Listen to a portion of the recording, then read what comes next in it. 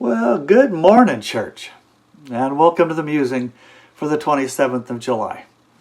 My name's Dave, and I'm one of the pastors at Community Christian Church at Carillon.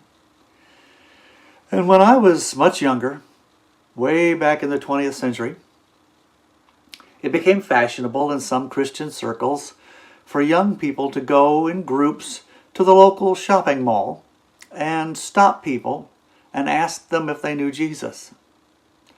Well, the theory was that this was a way to tell people about the Lord, to talk to them about their salvation. And maybe some of you were involved in events like that.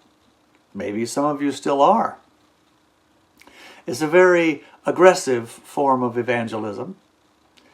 And while I am all for introducing folks to Jesus, I'm just not convinced that this particular method works very well. There's a famous quote that goes, "Faith is more often caught than it is taught." The idea being that unbelievers come to faith not so much by being told about Jesus as by being shown about Jesus. In other words, they come to him because of what they see of him in you.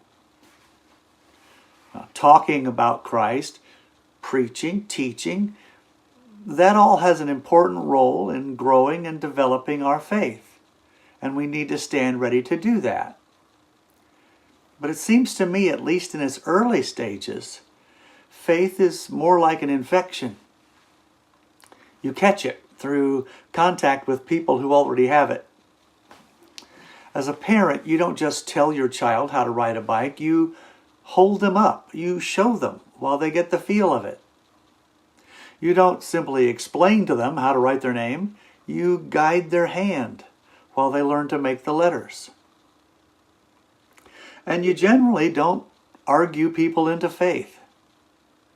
You show them with your life of faith how it's done and what it does.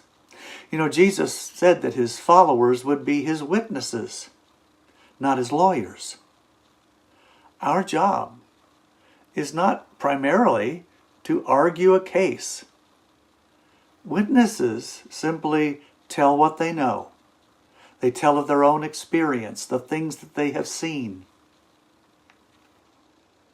My friend, you are the world's foremost authority on what Jesus has done in your life. And that's all you need. Just be ready to tell that story, your story. This is who I was before, and this is who I am now, and Jesus Christ is the difference. That's your story. That's everybody's story. That's witnessing, and that works. I spent many years as an agnostic, a skeptic, a non-believer. And when I finally gave up my rebellion and admitted that God was God and I was not, a group in the church that I was attending, a church which had been praying for me for a long time, asked me to come in and explain what it was that had made the difference. Was it some new argument that I hadn't heard before? Was it some brilliant explanation I had recently read? What was it that I had finally found convincing? They had lots of theories. And after listening for a while, one member of the group said, "Well, I don't know anything about all that. I just know what Jesus has meant in my life." "Bingo," I said. "That's what I saw from the outside. That's what I wanted in on. That change, that difference, the peace, the joy.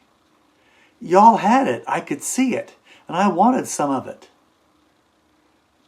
And then, once I already wanted it, your words started to make sense to me.